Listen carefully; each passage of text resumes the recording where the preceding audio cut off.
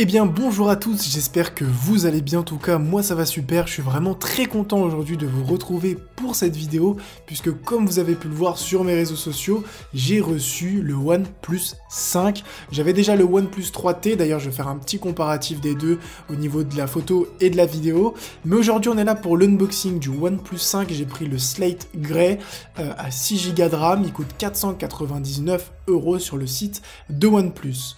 On commence directement l'unboxing avec la boîte qui est similaire à celle du 3T.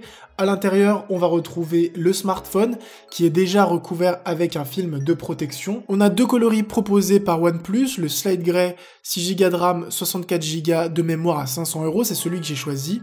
Et on a le Midnight Black à 8Go de RAM et 128Go de mémoire.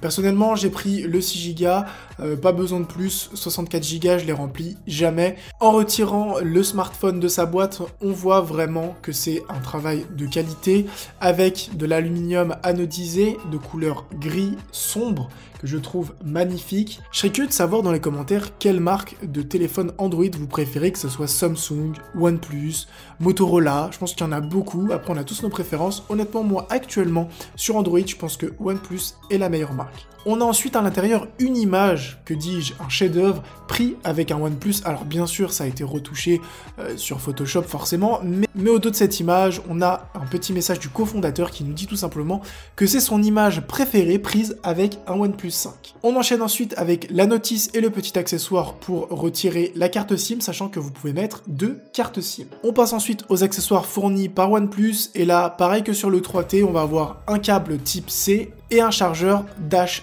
Charge de chez OnePlus qui charge grosso modo votre smartphone à 100% en 45 minutes, et c'est pas de la publicité mensongère. Le seul point négatif que je pourrais noter sur les accessoires fournis avec le OnePlus, c'est tout simplement qu'il n'y a pas d'écouteurs. Au niveau de la prise en main, on sent que c'est un produit de qualité avec des matériaux nobles, comme je l'ai dit, comme de l'aluminium anodisé, un double objectif photo et un déverrouillage par empreinte digitale qui va extrêmement vite. Au niveau de l'écran, on est sur du 5,5 pouces, une résolution de 1080p Full HD 1920 par 1080 pixels, 401 ppi.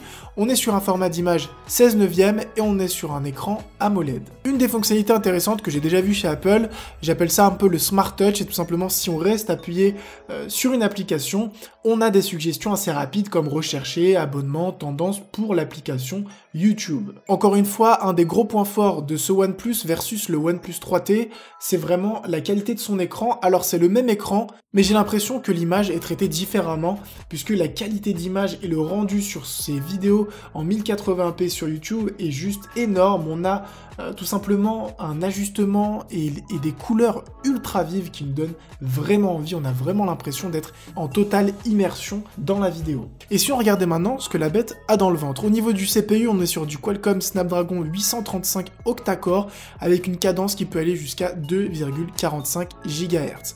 Là, j'ai 6Go de RAM sur ce modèle-là, je sais pas si vous vous rendez compte, mais j'ai plus de RAM sur ce téléphone que sur la plupart des ordinateurs portables moyenne gamme qui ont en général 4Go de RAM. On est sur du Android Nougat et l'appareil ne pèse que 153 grammes. Au niveau de la batterie, on est sur 3300 mAh, donc c'est une batterie qui tient très bien. Alors bon, ça fait un jour que je l'ai chargé à 100% hier soir, ça m'a duré toute la journée et je suis encore à 50% à l'heure actuelle où je vous fais la voix off. Pendant que je vous parlais, le benchmark Antutu était en train de tourner.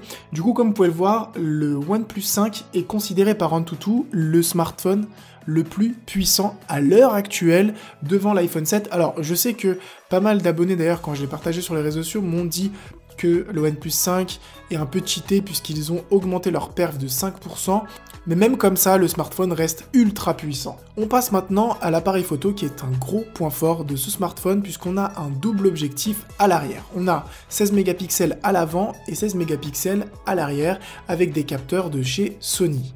Un des modes intéressants, c'est qu'on a un mode effet de profondeur qui n'était pas sur le 3T. C'est tout simplement que vous allez avoir du flou tout autour de votre objet et que votre objet va être le plus net possible. C'est vraiment très intéressant.